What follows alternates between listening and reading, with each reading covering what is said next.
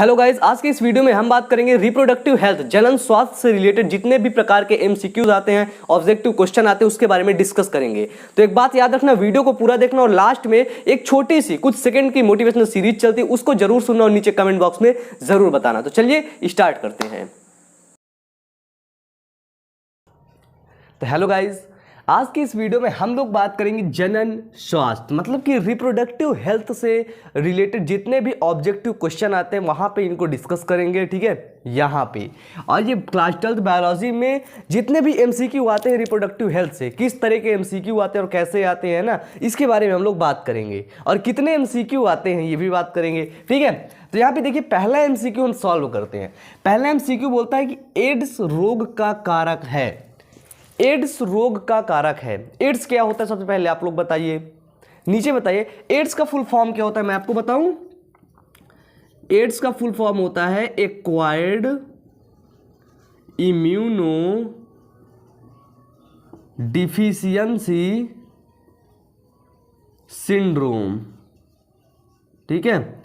Ads का full form क्या होता है? Acquired immuno deficiency syndrome. याद हो गया? Acquired immuno deficiency syndrome. Question लिखते चलो, ठीक है। तुम यहाँ पे ऑब्जेक्टिव में हो, ठीक है। कोई वैसे क्वेश्चन में जितने भी ऑब्जेक्टिव बन सकते बनाओ तुम भी, ठीक है। पहला तो हो गया, एड्स का फुल फॉर्म हो गया। एड्स का कारक कौन होता है? कवक होता है? नहीं होता।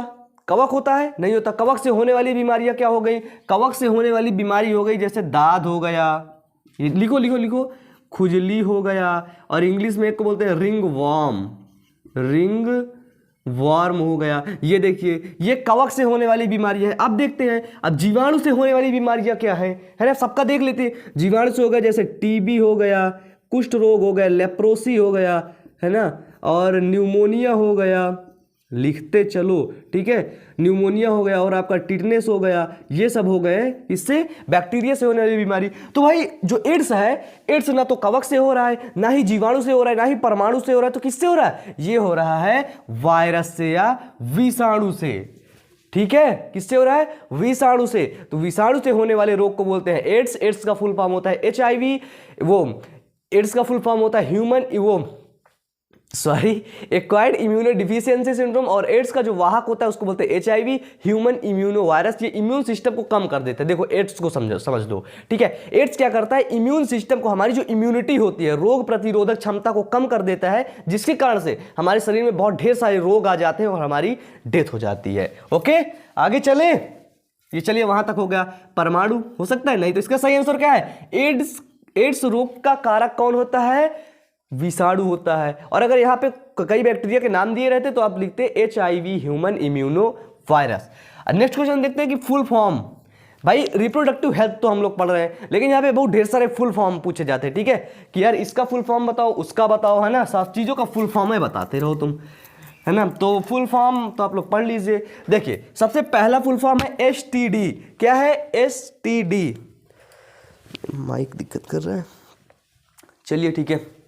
सबसे पहला फुल फॉर्म है STD। STD को बोलते हैं सेक्सुअली ट्रांसमिटेड डिजीज, जो कि सेक्सुअली कॉन्टेक्ट से जितने भी डिजीज फैलती हैं उनको बोलते हैं STD, सेक्सुअली ट्रांसमिटेड डिजीज। जैसे कि HIV, हेपेटाइटिस B, और देखा जाए जैसे वो सिफिलिस हो गया, है ना। इसी तरह के जो रोग होते हैं उनको बोलते हैं STD। STD का फुल फॉर्म याद रखना। इसके बाद होता है MTP। देखिए, MTP का मतलब होता है, लिखो लिखो, कॉपी में लिखते जाओ, ठीक है, ऑब्जेक्टिव है, मेडिकल टर्मिनेशन ऑफ प्रेगनेंसी। देखिए, MTP का मतलब होता है मेडिकल टर्मिनेशन ऑफ प्रेगनेंसी। ये एक्ट लागू हुआ था मेडिकल टर्मिनेशन ऑफ प्रेगनेंसी का। इस एक्ट में क्या होता है पता है? कि जो लोग मतलब एबॉर्शन करवा लेते हैं, मतलब पेट में ही बच्चे को मार देते हैं, पहले तो वो एमनियोसेंटेसिस करवाते हैं जाकर के। जब देखते हैं कि लड़की है, क्या है, लड़की है, तो उसको गर्भ में ही या पेट में ही मार देते थे, ठीक है, एबॉर्शन करवा के उसे बाहर निकाल देते थे। इस तरह के केसेस बहुत आने लगे, देखते मतलब कि राजस्थान और हरियाणा तो इसका गढ़ बन गया था। वहां पे बहुत ढेर सारे ऐसे ही केस आते थे। तो इसके बाद सरकार ने क्या किया, इसको पूरी तरह से बैन कर दिया कि एमनियोसेंटेसिस कोई भी नहीं करवा सकता। अब एमनियोसेंटेसिस होगा तो कई ढेर सारे डॉक्टर्स, एक्सपर्ट नर्सेज होंगी, तब एमनियोसेंटेसिस होगा, और एबॉर्शन ऐसे हो भी नहीं सकता है, ठीक है। तो इसीलिए आया था ये, इसको बोलते हैं मेडिकल टर्मिनेशन ऑफ प्रेगनेंसी। आगे देखें, आगे है आईयूडी। आईयूडी का फुल फॉर्म होता है इंट्रा यूट्राइन डिवाइस, मतलब कि जो यूट्रस में, गर्भाशय में जो जितनी भी डिवाइसेस फिट कर दिया जाता है, जैसे कॉपर टी, लिप्पे लूप, अनवांटेड 72, नहीं ये तो वो टैबलेट है, ठीक है, कॉपर टी, लिप्पे लूप है ना, ऐसी सब चीजें जो हैं डिवाइसेस हैं जो फिट कर देते हैं, जिससे क्या होता है प्रेगनेंसी रुक जाती है। ये डिवाइसेस जितने दिन तक अंदर रहेंगी प्रेगनेंसी आपको नहीं होगी, ठीक है। तो ये हुआ आईयूडी, इंट्रा यूट्राइन डिवाइस। आगे देखिए, आगे है आईयूटी। आईयूटी का मतलब क्या होता है, एक तो हो गया आईयूडी, एक हो गया आईयूटी। आपने टेस्ट ट्यूब बेबी का नाम सुना है, टेस्ट ट्यूब बेबी का फुल फॉर्म होता है in vitro fertilization, IVF technology से होता है, ठीक है, आईवीएफ टेक्नोलॉजी से। और आईवीएफ टेक्नोलॉजी में क्या होता है, आईयूटी होता है। आईयूटी का मतलब intra uterine transfer. Intra uterine transfer मतलब कि जब बच्चे को या भ्रूण को छोटा सा उसको जब यूट्राइन में ट्रांसफर करते हैं तो उसको बोलते हैं आईयूटी, इंट्रा यूट्राइन ट्रांसफर, ठीक है। आगे देखिए, सही हो गया। इसके बाद आता है सबसे बड़ा WHO। WHO क्या होता है, वर्ल्ड हेल्थ ऑर्गेनाइजेशन।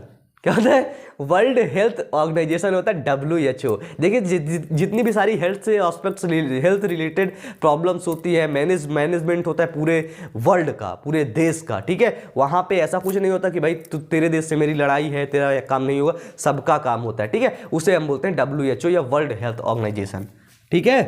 आगे चलें, देखिए वर्ल्ड हेल्थ ऑर्गेनाइजेशन में एक अच्छी बात है कि ये कभी भी किसी देश के साथ भेदभाव नहीं करता है कि यार तू मेरा दोस्त है तो मैं तुझे अच्छी फैकल्टी दूंगा, है ना, ऐसा कुछ भी नहीं करता है। इसका काम है कि पूरे वर्ल्ड को मतलब कि हेल्थ रिलेटेड एस्पेक्ट से सुरक्षित रखना, ठीक है। इसीलिए कई टीम्स काम करती हैं WHO पे, इसका है ना, बहुत पैसा इन्वेस्ट करते हैं WHO। इसके बाद होता है परिवार नियोजन कब प्रारंभ हुआ, बताइए। परिवार नियोजन याद रखना। भारत आजाद कब हुआ, तुम नीचे कमेंट करके बताओ। भारत आजाद होने के कुछ ही सालों के बाद हमारे देश की जनसंख्या अचानक से धीरे धीरे बढ़ने लगी, और जब ये जनसंख्या धीरे धीरे बढ़ने लगी तो सरकार को परिवार नियोजन लगाना पड़ा कि भाई समझो इसके बारे में। लगाना कुछ नहीं, रोक टोक तो कहीं लगी ही नहीं, बस जैसे गली मोहल्ले का कॉलेजेस में स्लोगन छपवाए गए, हम दो हमारे दो, छोटा परिवार सुखी परिवार, ऐसे करके लोगों को प्रोत्साहित किया गया। लेकिन इंडिया के लोग प्रोत्साहित होना ही नहीं चाहते हैं, वो सेक्स से रिलेटेड एस्पेक्ट से बात ही नहीं करना चाहते हैं, है ना। मतलब बहुत ढेर सारी मिथ्स है यार, मतलब बहुत बड़ा टैबू है ये चीज़, ठीक है। आज रास्ते में या कहीं पर भी अब ऐसे कुछ बात ही नहीं कर सकते हैं, मतलब है सबके अंदर, दैट्स मतलब नेचुरली है ये सब चीज़ें, बट लोगों की मेंटेलिटी है। तो देखो परिवार नियोजन जो फैमिली प्लानिंग थी वो 1952 में शुरू की गई। कब शुरू की गई, 1952 में। और 1952 से आज तक भारत सरकार परिवार नियोजन के ऊपर करोड़ों से ज्यादा रुपए खर्चा कर रही है, ठीक है, इंडिया के लोगों को एजुकेट करने के लिए, ठीक है। तो आगे चलें, अगला क्वेश्चन है जनसंख्या का अध्ययन कहलाता है। जहां पर बहुत ढेर सारी जनसंख्या होती है उनका अध्ययन। जनसंख्या का अध्ययन मतलब क्या होता है कि भाई देखो इसमें से कितने लोग स्वस्थ हैं, है ना, पहली बात, कितने लोग यंग एज के हैं, कितने लोग बच्चे हैं, है ना, कौन लोग कहाँ पे रह रहे हैं, उस एनवायरनमेंट में कितनी स्वच्छता है ना, इसी बोलते हैं जनसंख्या का अध्ययन। उसको बोलते हैं हम डेमोग्राफी। क्या बोलते हैं, डेमोग्राफी। इसके बाद देखते हैं पुरुष नसबंदी को क्या बोलते हैं, पुरुष नसबंदी को बोलते हैं वैसेक्टॉमी। क्या बोलते हैं, पुरुष नसबंदी को बोलते हैं वैसेक्टॉमी। और महिला नसबंदी को क्या बोलते हैं, ट्यूबेक्टॉमी। कॉपी में लिख लो, पुरुष नसबंदी में वास्ट डिफरेंस को कट करके बांध दिया जाता है, उसी को हम बोलते हैं वैसेक्टॉमी। और महिला नसबंदी में फैलोपियन ट्यूब क्या कट दिया जाता है, फैलोपियन ट्यूब को कट करके बेंड कर दिया जाता है, इसी को हम बोलते हैं महिला नसबंदी या ट्यूबेक्टॉमी, ठीक है। यहां तक समझ आया। आगे देखिए, देख लेते हैं हम आपके कुछ क्वेश्चन मैं तुम लोगों को स्मार्ट बोर्ड में करवाता हूँ, है ना। अच्छा बताओ तुम लोग कैसे पढ़ रहे हो, कोई दिक्कत आ रही है अभी, बताइए। अरे शर्मा गए रहे हो, हमसे क्या शर्माना, देखिए, ठीक है। चलिए देखिए पहला क्वेश्चन हम लोग देखते हैं, इसमें से कुछ क्वेश्चन देखते हैं भाई अगर बताने वाले हैं तो। सबसे पहले देखिए, जनन क्षमता को सीमित रखने वाली स्थायी विधियां क्या है। जनन क्षमता मतलब कि जो जनन की प्रक्रिया करने की जो सपोज दैट जो जोश है आपके अंदर उसको सीमित करने की विधियां कौन सी हैं? पहला है कॉन्डोम्स का प्रयोग, इससे होता है? बिल्कुल नहीं। रासायनिक औषधियों के प्रयोग से, बताइए। अगर आपके अंदर सेक्सुअली मतलब फीलिंग्स बहुत कम हो रही हैं तो आप क्या टैबलेट खा के बना सकते हो? कुछ दिन के लिए बना सकते हो, कुछ टाइम्स के लिए बना सकते हो, लेकिन उसके बाद नहीं। नेचुरली पूछ रहा है, ठीक है। स्थायी विधि। इसके बाद आत्मसंयम से, स्त्री तथा पुरुष का बाध्यकरण से। देखिए जब स्त्री और पुरुष का बाध्यकरण कर देंगे मतलब ट्यूबेक्टॉमी और वैसेक्टॉमी कर देंगे, इसके बाद क्या होगा? वो स्पर्म और ओवम आपस में नहीं मिल पाएगा, जिससे आप सेक्सुअली एक्टिविटी तो ढेर सारी करोगे, खूब करोगे, लेकिन बच्चा या प्रेगनेंसी के चांसेस नहीं रहते हैं। अगला क्वेश्चन देखिए। अगला क्वेश्चन है सिफिलिस रोग का कारक जनक का है। सिफिलिस रोग का कारक जनक है मतलब कि जो सिफिलिस रोग होता है, आतशक होता है। आतशक किसके कारण से होता है? निसेरिया गोनोरिया से, और ये ट्राइकोमोनास से, बैसिलस ट्यूबरकुलोसिस से, ट्रैपोनेमा पैलिडम से। तो सिफिलिस रोग जो होता है वो ट्रैपोनेमा पैलिडम से होता है। किससे होता है? ट्रैपोनेमा पैलिडम से होता है, ठीक है। और देखिए, तो ठीक है, तो आज के लिए बस यहीं तक। बेस्ट एमसीक्यूज देने के लिए आप लोगों का बहुत बहुत धन्यवाद। आप लोग वीडियो को देखते रहे, बहुत बहुत धन्यवाद। तो ठीक है, तो देखिए एक मोटिवेशनल सीरीज चलने वाली है, आप लोग उसको जरूर देखिएगा। और हाँ, वीडियो को लाइक कर दीजिएगा, चैनल को सब्सक्राइब कर दीजिए, क्योंकि हम ऐसे ही वीडियोस लाते रहते हैं। तो पढ़ते रहिए, मेहनत करते रहिए। All the best.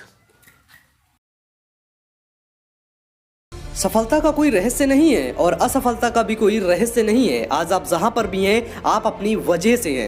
यदि आपको किसी भी फील्ड में सफल होना है, किसी भी फील्ड में नाम बनाना है, तो आप उस फील्ड के काम को लगातार करते रहिए और तब तक करिए जब तक कि सफलता हाथ ना लग जाए।